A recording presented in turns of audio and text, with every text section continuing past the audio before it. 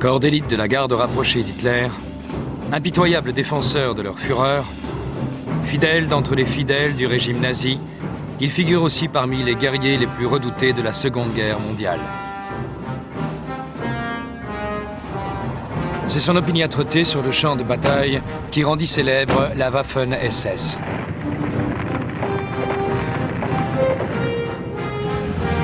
Pierre angulaire du système de défense des forces germaniques des fronts Est et Ouest, les hommes de cette unité de combat donnèrent bien souvent leur vie dans des batailles perdues d'avance.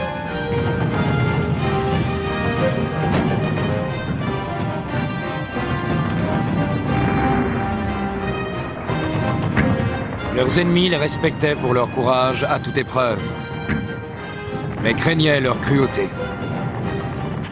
D'après les survivants de la Waffen-SS, ils n'étaient que des soldats faisant leur devoir. Des rumeurs font à croire que des crimes atroces ont été commis dans les camps de concentration sous l'égide des SS. Mais cela n'avait rien à voir avec les hommes de la Waffen-SS qui, eux, remplissaient leurs devoirs sur les champs de bataille. Les SS ont acquis leur sinistre notoriété à travers de nombreux crimes diaboliques. En réalité, les véritables responsables étaient la Gestapo, les gardiens des camps de concentration. Mais personne ne peut réfuter le fait que la Waffen-SS ne soit responsable de certaines atrocités commises au cours de cette guerre.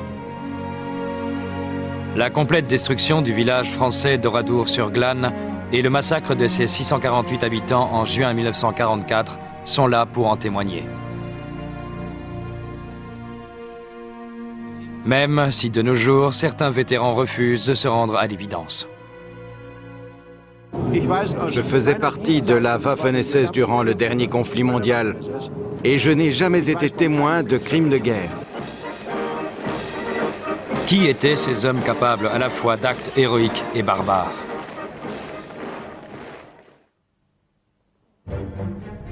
Ce corps d'élite de la Seconde Guerre mondiale puise ses origines à la naissance du parti nazi en 1920.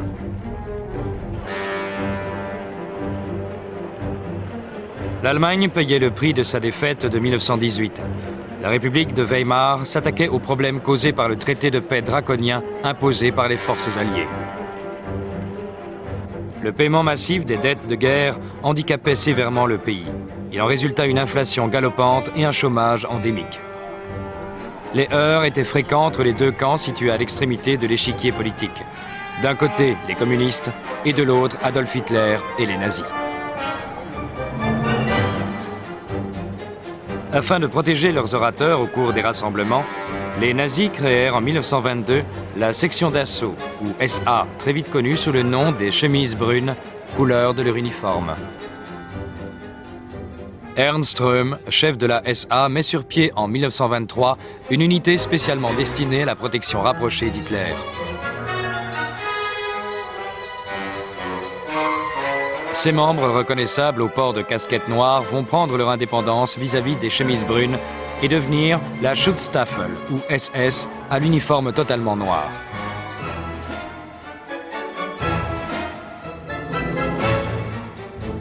Heinrich Himmler, compagnon de la première heure d'Hitler, s'empare du commandement des SS. Cette unité ne représentait pas encore grand-chose face aux 60 000 chemises brunes.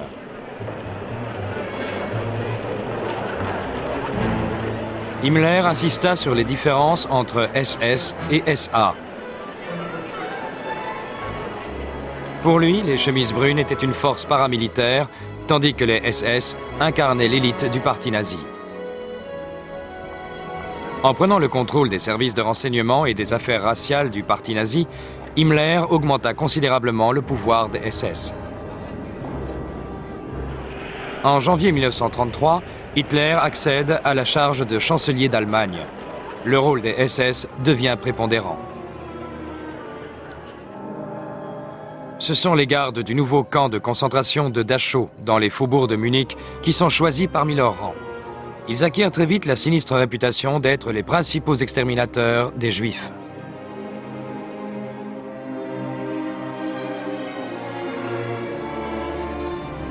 En 1936, les SS s'emparent du contrôle de la Gestapo, police secrète fondée en 1933 par Hermann Göring. Dès cet instant, Himmler maîtrise tout l'appareil répressif du régime nazi. En plus, le nouveau Führer ordonne la formation d'une unité spéciale de SS appelée la SS Leibstandarte Adolf Hitler. Les membres de cette garde rapprochée sont issus en majeure partie du corps des SS lui-même. La garde personnelle Hitler officiait à la chancellerie du Reich ainsi qu'à Berchtesgaden, le lieu de retraite favori du Führer dans les Alpes bavaroises.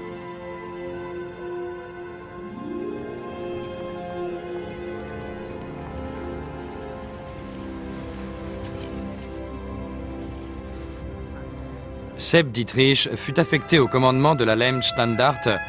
Ce sergent-major au franc-parler de la Première Guerre mondiale faisait partie du cercle intime du Führer. Dietrich exigeait que tous soient volontaires, âgés entre 23 et 35 ans, d'excellentes conditions physiques et mesurés au moins 1,80 m. Les postulants devaient aussi prouver qu'ils étaient de pure race aryenne, sans aucune trace de sang juif. Himmler avait l'intime conviction que le SS était l'élite du parti nazi. Les nouvelles recrues de la Waffen-SS furent endoctrinées de telle sorte qu'ils croyaient faire partie d'une race supérieure. La cruauté affichée sur le champ de bataille venait de cet endoctrinement. Ils étaient basés dans les casernes de Lichterfeld, à Berlin, caserne qui avait abrité l'école des élèves officiers du temps du Kaiser. Ils avaient aussi pour obligation de participer à de nombreuses compétitions sportives.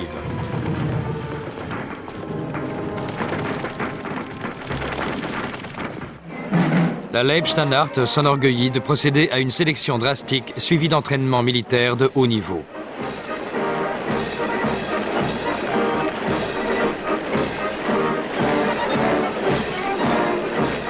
Très vite, tous ceux qui ne faisaient pas partie de cette élite étaient méprisés des SS.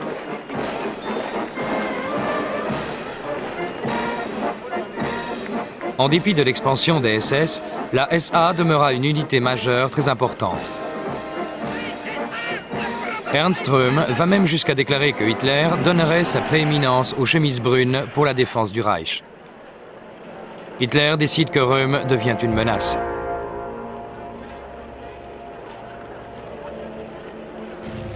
Au petit matin du 30 juin 1934, il s'envole pour Munich. Il est accompagné de Sepp Dietrich et d'une unité de sa garde rapprochée, triée sur le volet. Hitler en personne arrête Röhm et plusieurs de ses fidèles qui se trouvaient en Bavière. Parallèlement, Dietrich procède à d'autres arrestations à Munich. D'autres sont appréhendés à Berlin et ultérieurement, la Leibstandarte se chargera des exécutions.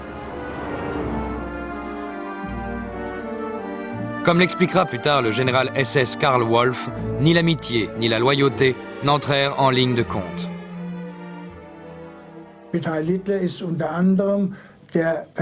Nous étions très amis. Très souvent, nous dînions ensemble à Berlin. Parmi eux, le comte von Spretich, adjoint personnel de Röhm. Il approuva la prise de position de son supérieur, tout comme celle de Himmler. À Hitler furent ses derniers mots. Il fit le salut nazi et hurla à Hitler, j'aime l'Allemagne. La Leibstandarte marquait ainsi son total dévouement à Hitler. Sa récompense ne fut pas longue à venir.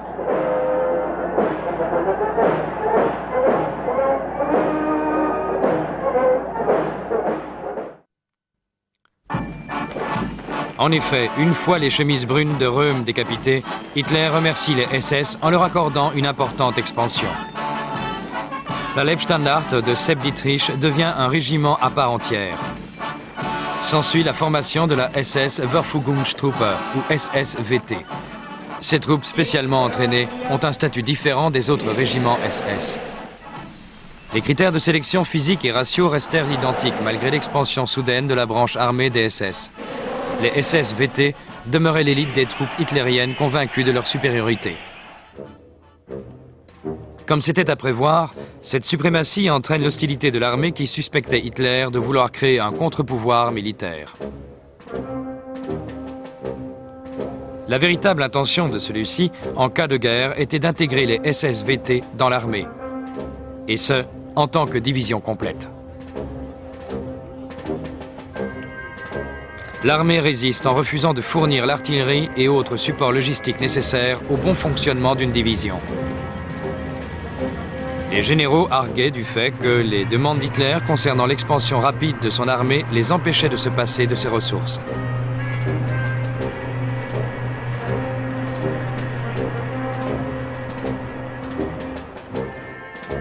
L'armée néanmoins forma les SS-VT.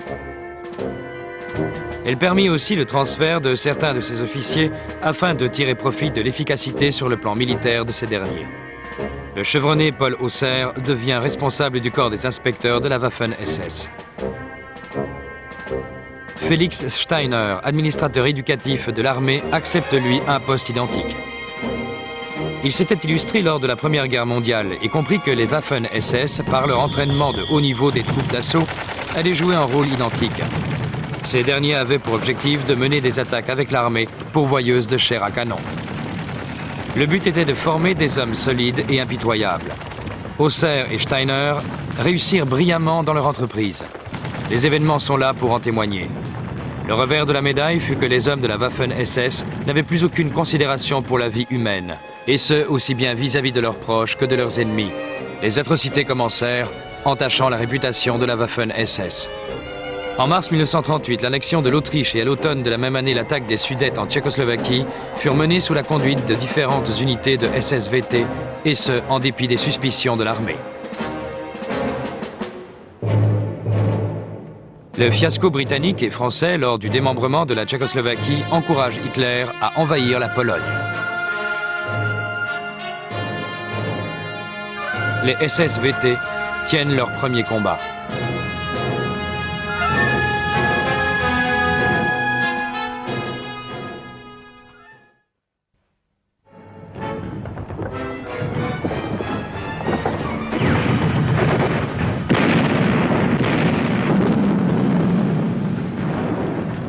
C'est avec leur propre régiment d'infanterie motorisé que les SS-VT combattent en Pologne. La progression des troupes de Sepp Dietrich retient toute l'attention d'Hitler. Ce dernier va même jusqu'à noter Sepp sur la carte d'état-major lors des réunions quotidiennes à la chancellerie. Malgré la victoire éclair de l'Allemagne sur la Pologne, l'armée considère que le comportement des SS-VT laisse à désirer. En effet, leurs unités ne faisaient pas de quartier et avaient une fâcheuse tendance à incendier les villages sans se soucier des civils.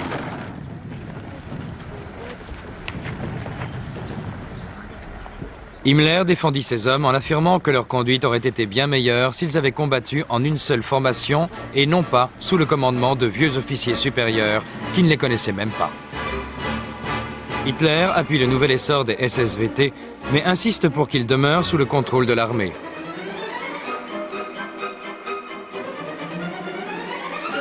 Le régiment de la Leibstandarte resta indépendant tandis que les autres étaient regroupés en une division séparée.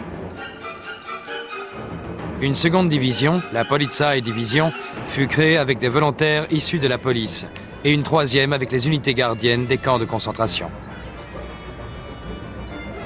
Cette dernière était connue sous le nom de SS Totenkopf ou division tête de mort. Theodor Eicke commandait le camp de Dachau. Il était réputé pour sa cruauté.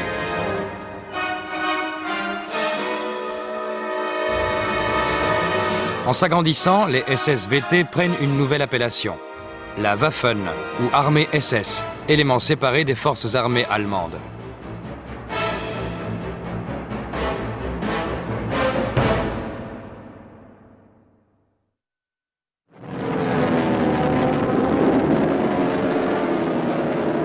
Le 10 mai 1940, Hitler déclenche sa grande offensive vers l'ouest.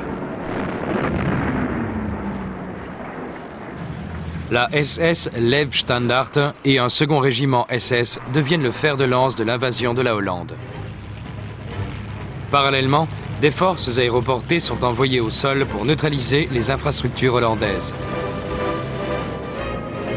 En 5 jours de campagne, la Leibstandarte établit la jonction avec les forces aéroportées, malgré un grand nombre d'accrochages avec les troupes hollandaises.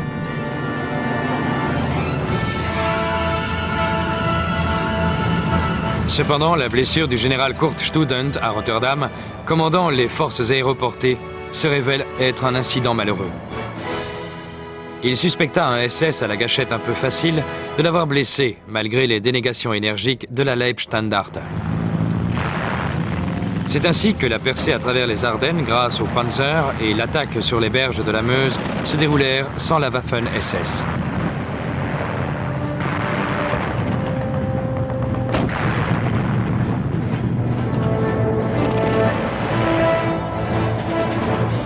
Cette éviction fut mal tolérée par la division Tête de Mort. Aussi, cette dernière fut appelée comme force de soutien de la 7e division Panzer, commandée par Erwin Rommel. Le 21 mai, les Anglais lancent une contre-attaque sur le flanc de la 7e division Panzer et SS Totenkopf. Ils réussissent momentanément à ébranler les Allemands, causant quelques paniques dans les rangs de la division Tête de Mort, avant que la grande offensive ne reprenne.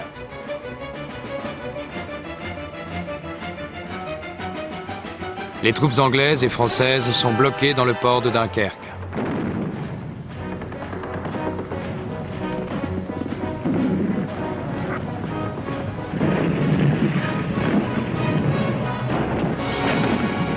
La SS Leibstandarte participe à la bataille visant à réduire le périmètre. Elle rencontre une forte résistance dans l'un des villages avoisinants. On tire sur la voiture de Dietrich, qui dut se réfugier dans un fossé sous le feu des balles ennemies.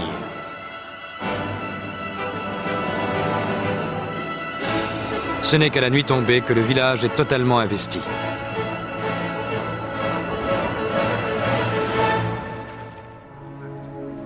Un bon nombre de soldats anglais sont faits prisonniers par la Leibstandarte, qui rassembla 90 d'entre eux dans une grange. Voilà ce que nous raconte l'un d'entre eux.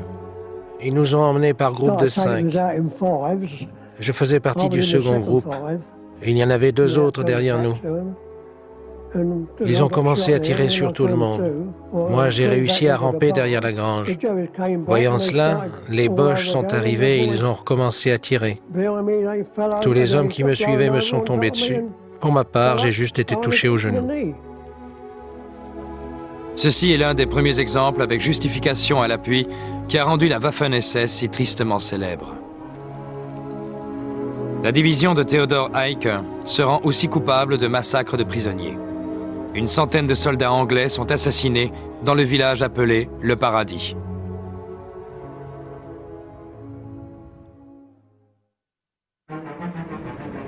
Pour célébrer sa victoire sur le front de l'Ouest, Hitler prononce un discours triomphateur à l'Opéra de Berlin le 19 juillet.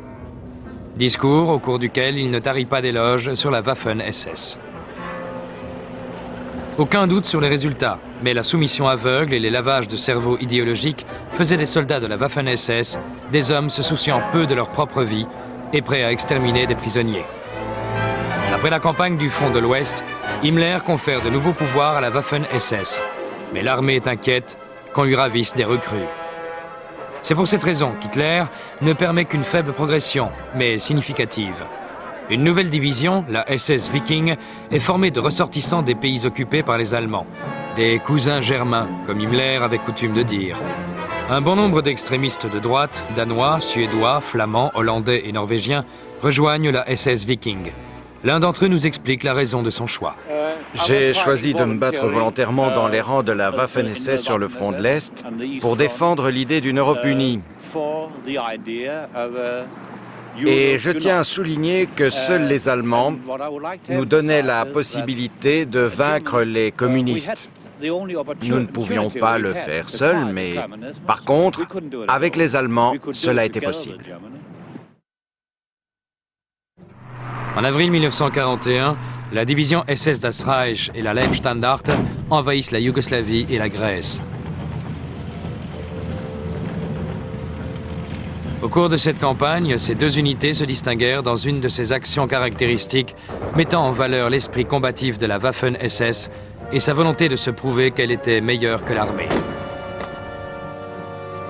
Commandant une compagnie, Klingenberg emmène ses hommes au pas de charge vers Belgrade, capitale de la Yougoslavie, afin d'y devancer le Großdeutschland régiment.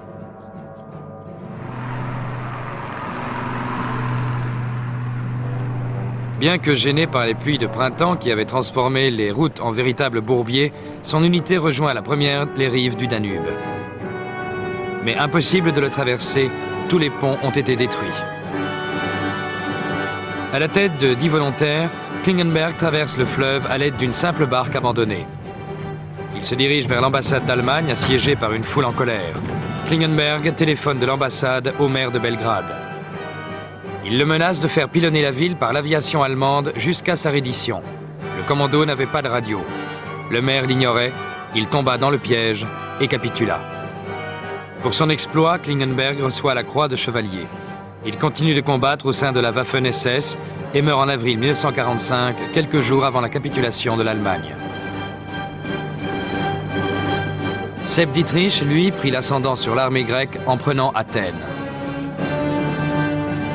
Une fois encore, un des soldats favoris d'Hitler s'avéra être un héros, et la Waffen-SS vit croître sa réputation pour son allant et son agressivité.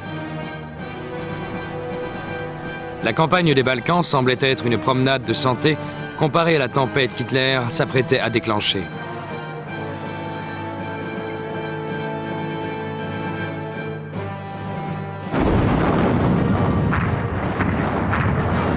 Le 22 juin 1941, il lance l'opération Barbarossa. L'invasion de l'URSS commence.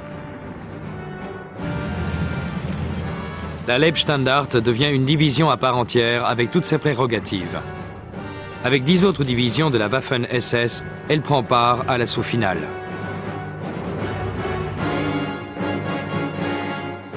Nous assistons à la mise en œuvre de toute l'idéologie nazie. Les hommes de la Waffen-SS considéraient les Russes comme des sous-hommes, persuadés de prendre part à une croisade pour sauver la civilisation occidentale. Une idée qui galvanise la Waffen-SS. Elle était prête à tout pour parvenir à la victoire.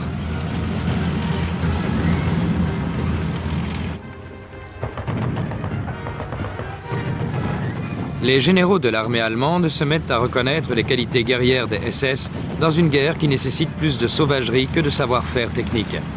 La réputation de la Waffen-SS est ainsi liée à celle des autres unités SS, et tout particulièrement aux Einsatzgruppen, ou groupes d'extermination qui massacrèrent des milliers de juifs soviétiques. Beaucoup de volontaires venant des territoires occupés de l'Europe de l'Est ou de l'Ouest s'enrôlent dans la Waffen-SS avec l'idée de partir en croisade contre le communisme. On les connaît improprement sous le nom de Légion étrangère SS. On les disait parmi les soldats les plus impitoyables de la Waffen-SS. Le cas le plus typique est celui de Grelle, responsable avant la guerre du parti rexiste, parti d'extrême droite belge. Il soulève une légion wallonne et l'affilie à la Waffen-SS. Quant aux Flamands, ils seront versés dans la Légion viking. De Grelle emmène sa légion combattre en Russie. Hitler le décore personnellement de la croix de chevalier et lui dit une phrase qui reste célèbre. « Si j'avais un fils, j'aimerais qu'il vous ressemble. »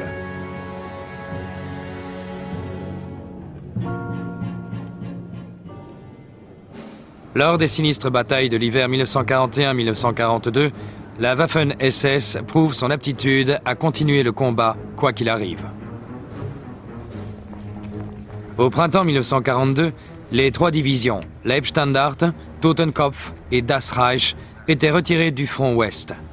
Une fois équipées de tanks, elles s'appelèrent les Panzer SS Grenadiers. Himmler veilla à ce que ces divisions reçoivent les meilleurs des équipements et en plus grand nombre que les autres divisions de l'armée. Au début 1943, commandé par Paul Hausser, le corps blindé des Panzer SS retourne en Russie et reprend Kharkov au cours d'une bataille mémorable.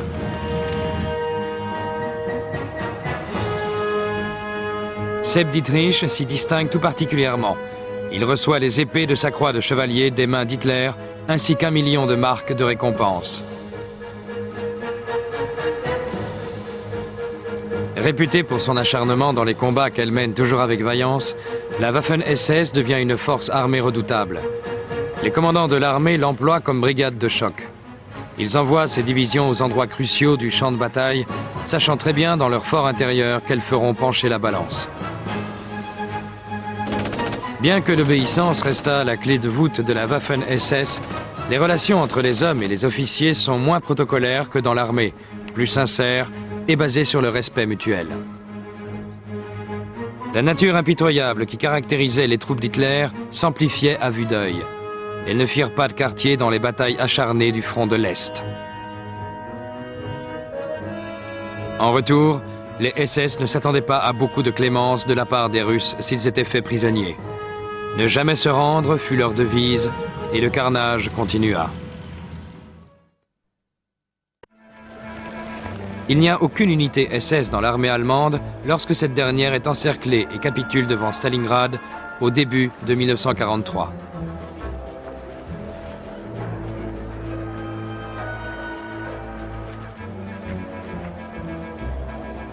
La perte de cette bataille est cruciale. Elle confirme enfin le retournement de situation sur le front de l'Est.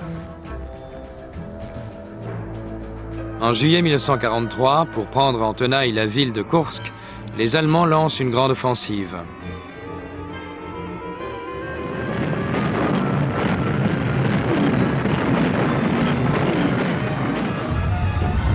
La Waffen-SS est restructurée en 4 corps d'armée, environ 12 divisions. Presque toutes participent à la plus grande et la plus âpre bataille de tanks de l'histoire.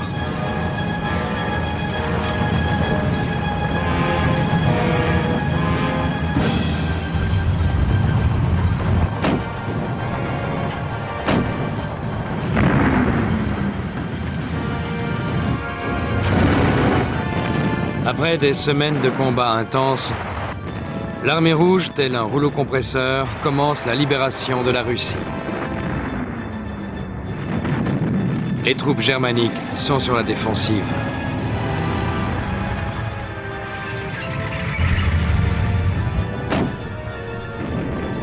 À nouveau, les divisions SS font office de pierre angulaire de la défense allemande. De nombreuses fois, elles contre-attaquent pour échapper aux encerclements des Russes qui foncent toujours plus loin vers l'ouest.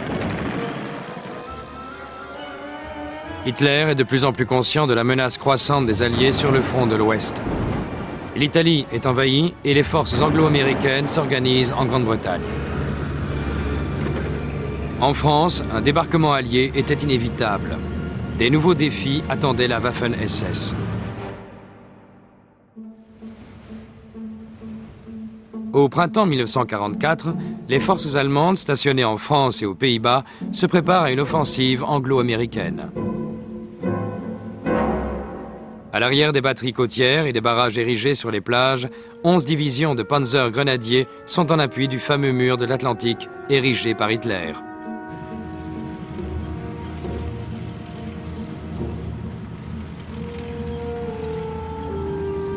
Quatre d'entre elles étaient des divisions de la Waffen-SS.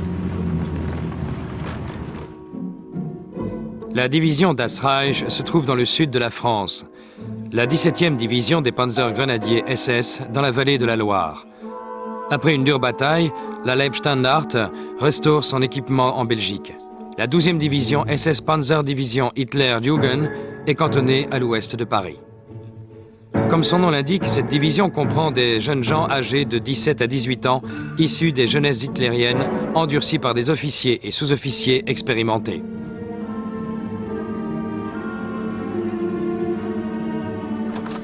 Ces jeunes garçons avaient été élevés selon les règles nazies, endoctrinés depuis leur plus jeune âge dans l'idéologie consistant à considérer la guerre comme la plus noble activité de l'homme. Ils sont parmi les plus fanatiques des soldats hitlériens.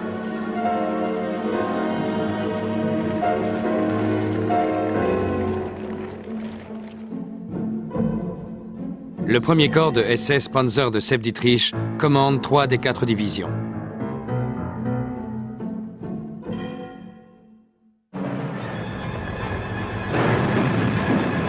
Seule une division de Panzer est cantonnée tout près des plages quand, le 6 juin, le jour J, les Alliés débarquent en Normandie.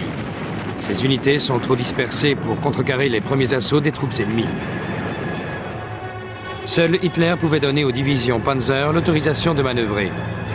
Cette nuit-là, Hitler s'endort très tard et personne n'ose le réveiller. Ce n'est qu'en début d'après-midi que la Hitler-Jugend reçoit l'ordre de se déployer. Ces troupes entrent en action le soir du jour J+1.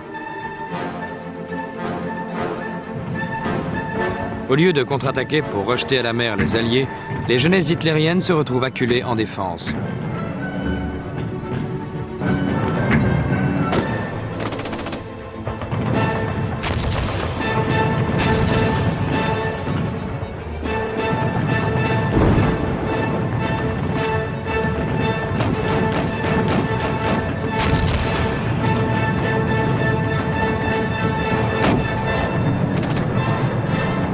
Le 13 juin, les Anglais font une percée dans les lignes allemandes aux alentours du village de Villers-Bocage.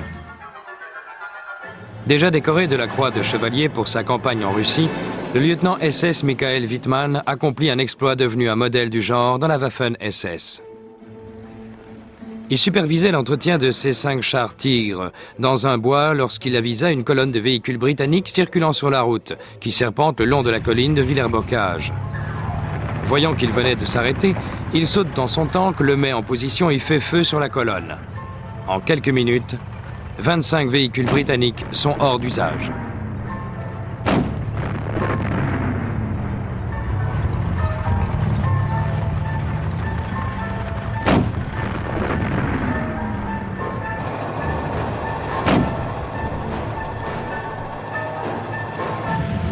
Il fonce dans le village.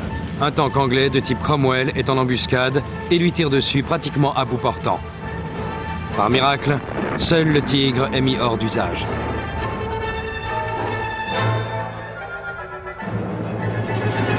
Wittmann et son équipage réussissent à s'enfuir. Cet exploit individuel oblige les Anglais à s'arrêter.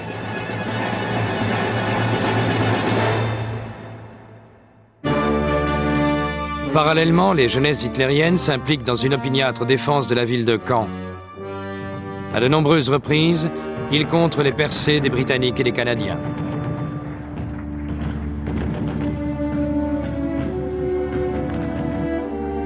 Fritz Witt, leur fougueux commandant, est tué dès le début de la bataille.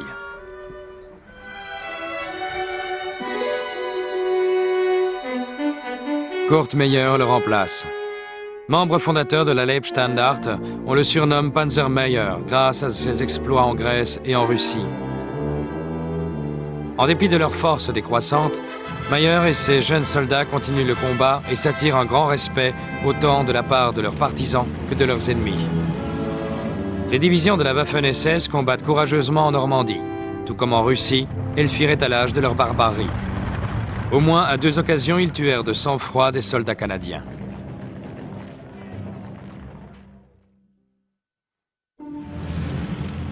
La SS Das Reich Panzer Division perpétra l'une des pires atrocités de cette campagne au cours de sa remontée du sud de la France vers la Normandie. Le réseau ferroviaire était détruit par les Alliés, obligation leur était faite de voyager par la route.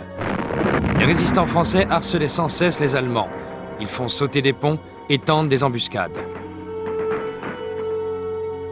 La division Das Reich assouvit sa terrible vengeance dans le village d'Oradour-sur-Glane. Les troupes de la Waffen-SS rassemblèrent les villageois et incendièrent leurs maisons. Ensuite, ils les réunirent dans l'église et les firent brûler vifs. Au total, 648 civils français massacrés de façon atroce. Pour beaucoup, le massacre d'Oradour-sur-Glane contribua à dénoncer les déclarations d'après-guerre visant à faire passer les hommes de la Waffen-SS comme des soldats ordinaires, nullement impliqués dans ces atrocités. Les ruines lugubres de ce village français prouvent encore le contraire.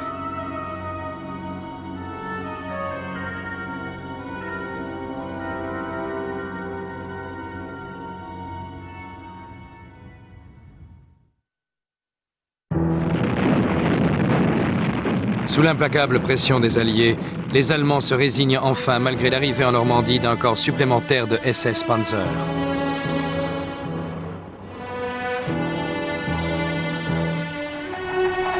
Leur armée se replie en ordre dispersé en direction de l'Est à travers la France. Dans le même temps, la Waffen-SS perd un grand nombre de ses commandants.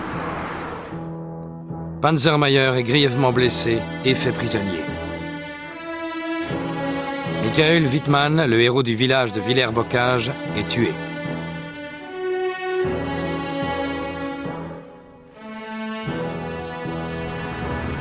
La retraite des Allemands n'est pas à proprement parler une débâcle. Les Alliés doivent impérativement ravitailler leurs lignes.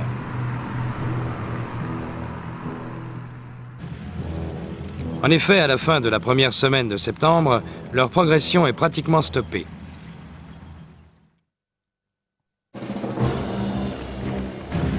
Les divisions de la Waffen-SS se retirent du front pour réparer les dégâts.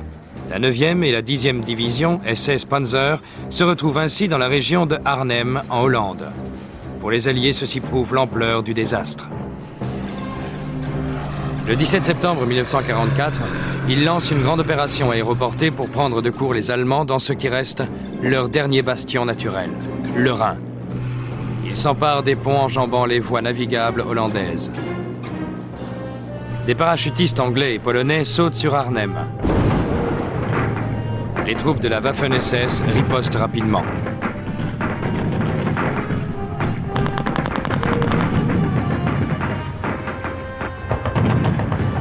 Elles resserrent leur emprise sur les troupes aéroportées pendant une longue semaine de durs combats. Elles vont même jusqu'à les forcer à se rendre. Mais en même temps, Hitler prépare son va-tout contre les forces alliées sur le front ouest. Cela consistait en une contre-offensive massive à travers les Ardennes belges. Cette opération avait pour but de créer une scission entre les Anglais et les Américains. Deux armées composées essentiellement de divisions de la Waffen-SS allaient être les fers de lance de cette attaque. Sepp Dietrich commandait l'une d'entre elles. La bataille commence le 16 décembre 1944.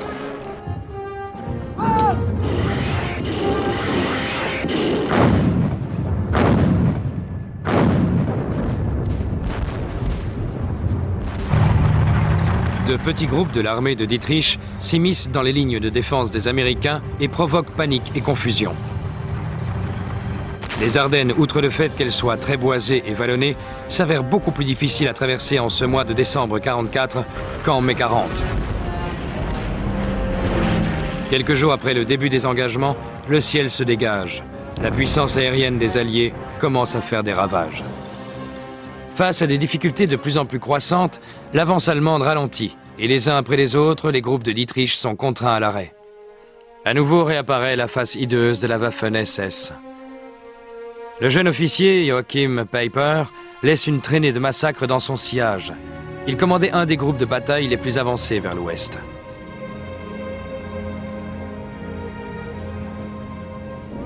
Les hommes de Peiper exterminèrent des civils belges. Près du village de Malmedy, ils tendent une embuscade à un bataillon d'artillerie américain qui pensait se trouver en territoire ami.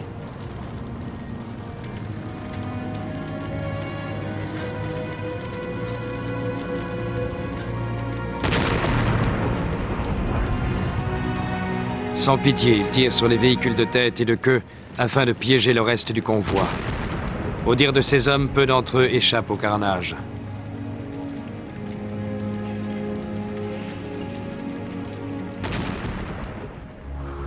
La plupart de ces Américains sont emmenés au pas dans un champ et tués de sang-froid.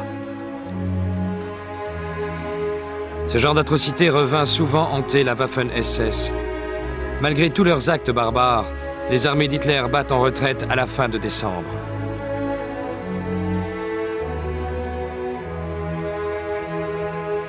Son dernier va-tout sur le front ouest a échoué. Une fois encore, Hitler doit se retrouver sur le front de l'Est, où l'armée rouge se tient prête à pénétrer sur le sol allemand. Il va se jouer le dernier acte du drame entre la Waffen-SS et le régime qu'ils avaient si loyalement servi.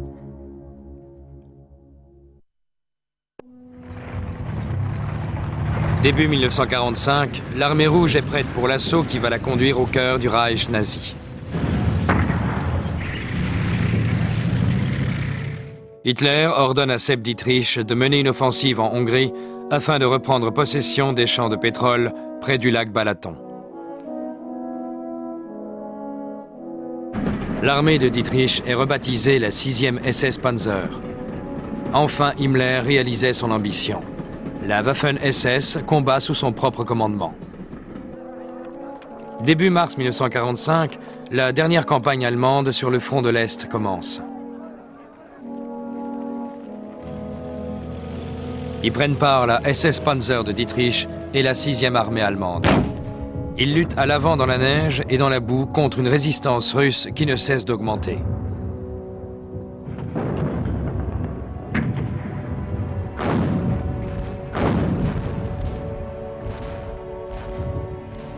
En moins d'une semaine, l'attaque est stoppée. Hitler est tellement en colère de voir son armée déshonorée qu'il ordonne aux SS d'enlever tout signe distinctif divisionnaire et autres rubans. Mais loyaux à leur devise « Mon honneur et ma fidélité », les divisions de la Waffen-SS continuèrent à se battre bien que les Russes et les Alliés soient sur le point d'anéantir le Troisième Reich.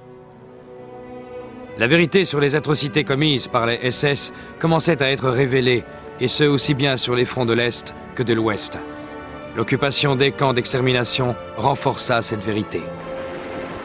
Les troupes alliées horrifiées essayèrent de distinguer les responsabilités de ceux qui portaient l'insigne SS. À l'Ouest, les Alliés se heurtent à de petites poches de résistants SS fanatiques. Mais cela ne peut changer en rien le cours des événements.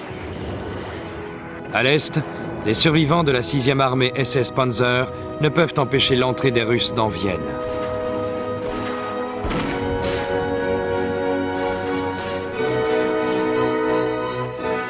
Il ne reste plus que Berlin.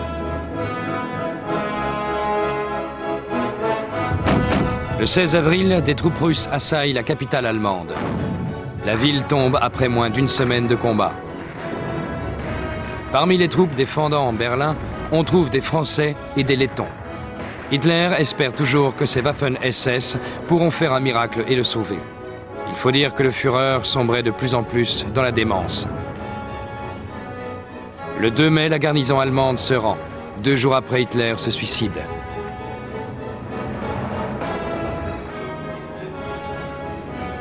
Les survivants de l'armée SS choisissent de se soumettre aux Alliés plutôt qu'aux Russes, parce qu'ils savaient bien que ces derniers ne feraient pas de quartier.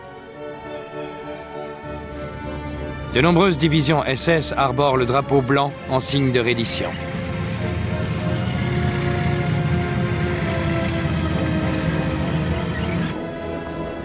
Tous les SS sont rassemblés et subissent un interrogatoire particulier. L'éventail des crimes contre l'humanité commis par l'ensemble du corps des SS, tout comme les crimes de guerre perpétrés par les unités de la Waffen-SS, étaient fort nombreux. Beaucoup essaient de se camoufler, mais leurs nombreux tatouages SS sur le bras ne peuvent que les trahir. Certains membres de la Waffen-SS finissent par être jugés et vont payer pour leurs crimes. Parmi ceux tombés aux mains des Russes, peu regagnent l'Allemagne. Le procès le plus notoire de la Waffen-SS est celui qui jugea les hommes responsables du massacre de Malmedy. Presque toute la chaîne de commandement de la Waffen-SS est traduite en justice et la majorité déclarée coupable. Sepp Dietrich, qui avait eu sous ses ordres le commandant Peiper, est le premier à être condamné. Comme l'ensemble des votes l'indiquent, vous êtes condamné à la prison à vie. Votre peine prend effet immédiatement en un lieu désigné par les autorités militaires compétentes. Joachim Peiper, responsable du groupe qui avait commis le massacre, est l'un des 6 hommes condamnés à mort. Finalement, les sentences de mort seront commuées. Dietrich lui-même libéré sur parole en 1955. Mais la justice n'en avait pas encore fini avec lui. 2 ans après, il est traduit en justice devant une cour de l'Allemagne de l'Ouest pour sa participation à la nuit des longs couteaux en 1934. Il est condamné à une peine de prison plus lourde, mais relâché 15 mois après pour raison de santé. Pour lui et pour bon nombre de ceux qui avaient combattu sous ses ordres, on dissimule la cruelle réalité des crimes commis. Nous avons passé tout notre temps sur le front. Nous étions des troupes de combattants. On ne savait pas ce qui se passait derrière les lignes. Nous étions des soldats, juste de simples soldats. Contre toute attente, le gouvernement de l'Allemagne de l'Ouest est de cet avis. Tout comme aux autres soldats, il accorde en 1950 des pensions de guerre aux vétérans SS pour service rendu à la patrie. Les autorités aident également ceux qui ont combattu dans la Waffen-SS à former leur propre association, la IAG, qui se perpétue de nos jours. Ceci contraste vivement avec le sort réservé à des hommes tels que Léon de Grelle, qui avait combattu aux côtés de la Waffen-SS. Considéré comme traître, jamais il ne put retourner en Belgique. Il passa le reste de sa vie en Espagne. Celui qui personnifiait les soldats politiques d'Hitler, Sepp Dietrich, mourut dans son lit en avril 1966. Il fut enterré avec les honneurs de rigueur qui conviennent à un soldat qui servit sa patrie avec honneur et mérite. Dietrich et ses camarades de la Waffen-SS firent tout pour reconquérir leur réputation. Ils gagnèrent le respect de leurs ennemis et l'admiration de leurs concitoyens grâce à leur farouche détermination à mener des combats, même désespérés. Ils étaient de véritables guerriers. Mais intoxiqués par l'idéologie, ils devinrent les serviteurs dévoués d'un régime diabolique. Leur réputation de valeureux soldats fut à jamais souillée par les atrocités qu'ils commirent en son nom.